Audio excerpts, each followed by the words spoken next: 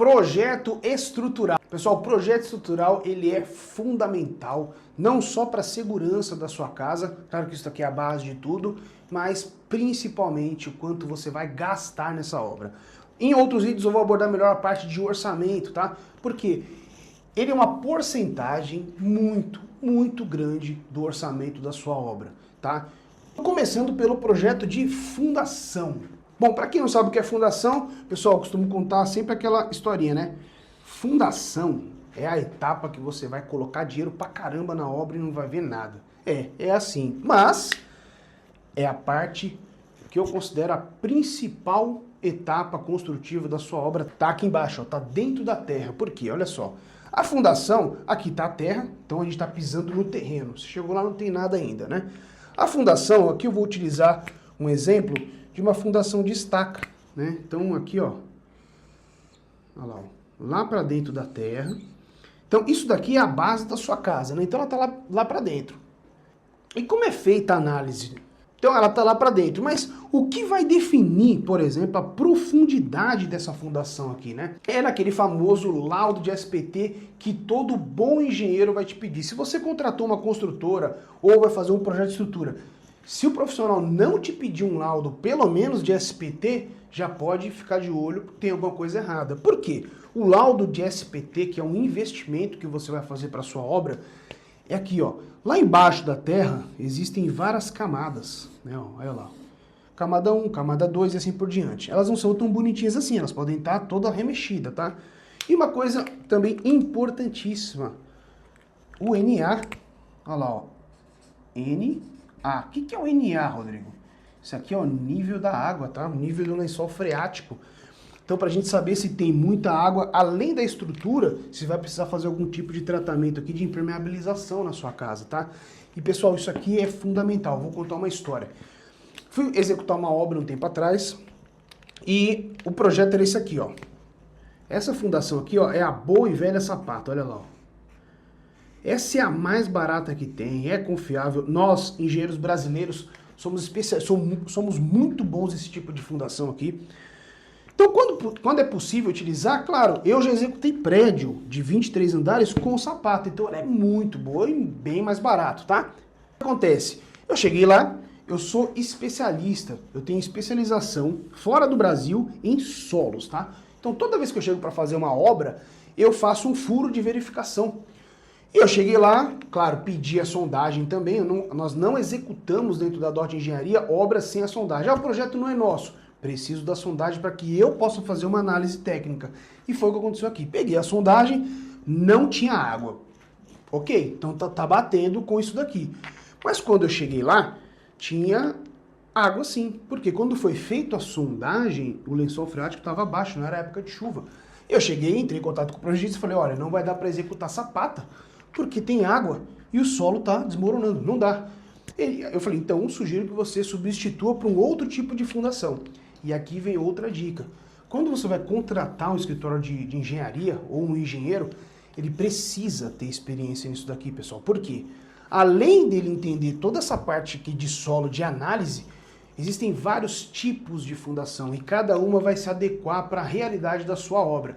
Aquela velha história de, não, a casa dos meus pais, a casa dos meus avós era uma fundação de prédio, ali não cai nunca. Sim, ali foi todo o dinheiro da família. Hoje em dia isso não existe, tá? Um bom projeto, ele começa aqui na fundação, porque você vai pegar essa grana, olha um exemplo. O que aconteceu? Eu fui lá e sugeri um outro tipo de fundação. Ok, ele substituiu, prontamente atendeu. Só que a solução que ele sugeriu, também, quando chegou o projeto, também não dava para executar com água. Vocês estão entendendo? Então eu fui e eu sugeri. Falei, olha, aqui o correto é utilizar um terceiro tipo, que também era uma estaca, e que ela é específica para utilização em solos que tem água, né? Então a gente vai conseguir utilizar. E ele, mais uma vez, atendeu prontamente, e nós mudamos pela terceira vez o projeto de fundação. Então imagina, olha só o que poderia ter acontecido. Era para fazer isso, passou para isso, aqui também não dava, nós fomos para uma terceira opção, tá? Uma outra história também eu recebi um projeto, esse não era do nosso escritório também, e depois acabou sendo por quê? Né? Nós recalculamos essa fundação. Chegou lá, era uma residência no Guará, nós somos de Brasília, E a fundação pedia estaca de 3 metros de profundidade, ok? Novamente, solicitei a sondagem, fiz uma análise e no meu pré-dimensionamento, o que apareceu? Poxa, apareceu uma estaca assim, ó, de 6 metros, tá? Por que acontece, pessoal? Não é só a economia, porque o laudo de sondagem, muitas vezes você vai conseguir economizar aqui, só que muitas vezes também está errado para menos. Eu vou chegar lá. Então vamos lá. Então era 3 metros, quando eu fiz uma análise eu falei assim, olha, precisa passar para 6 metros. E o proprietário pegou e falou assim, nossa, mas como assim? Eu entrei em contato com o projetista e falou, não, tudo bem, realmente vamos passar ela para 6 metros. Então nós passamos essa fundação para 6 metros. Olha só a responsabilidade que é o projeto de uma fundação, beleza? E depois nós elaboramos o projeto de estrutura dessa casa também, que eu vou abordar aqui no próximo passo. Então, pessoal, isso tudo aqui ó, vem antes de projetar, antes de calcular a fundação de uma residência. Vocês estão entendendo a importância que tem de um bom projeto? Tá, e o que pode também acontecer ao contrário aqui? O que acontece muito? Vem um projetista inexperiente, e ele vai lá, chega no mesmo resultado que eu de 3 metros, por exemplo, aqui de fundação. O que ele faz no último minuto? Ele pega e fala assim, cara, para garantir, né, ele... Assim, pessoal, vamos lá. Qual seria o roteiro ideal de uma carreira de um engenheiro? Ele deveria ir para a obra, passar muito tempo dentro do canteiro aprendendo como que é na prática a coisa. Depois ele vai para a área de projetos, que ele já tem muita experiência em execução, e depois para a área de orçamentos. Mas não é o que acontece no Brasil. Muitas vezes a pessoa já vai direto para orçamento, outro já vai direto para projeto, sem ter passado por toda essa cadeia, né, que eu entendo como ideal. Então o que acontece? Quando chega lá na frente, quando você já projetou centenas de projetos, quando você já executou dezenas de obras, você já tem uma segurança, você já tem um conhecimento. Um exemplo de uma região. Às vezes você já construiu 5 casas naquela região. Então você já sabe o comportamento daquele solo. Então vai aqui, ó. Eu vou lá e defino 3 metros de profundidade para uma estaca, certo? E aí um projetista mais jovem, ele chega às vezes e fala assim, cara, deu 3 metros, mas quer saber? Eu vou colocar 6 para garantir. Pessoal, você acha justo isso?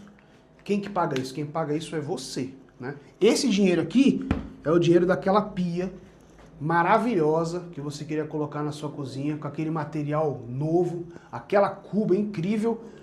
Quando chega lá no final, você fala assim, pô, mas não, nós contratamos um engenheiro, fizemos o orçamento e tá estourando. Olha aqui onde tá indo, olha o que acontece.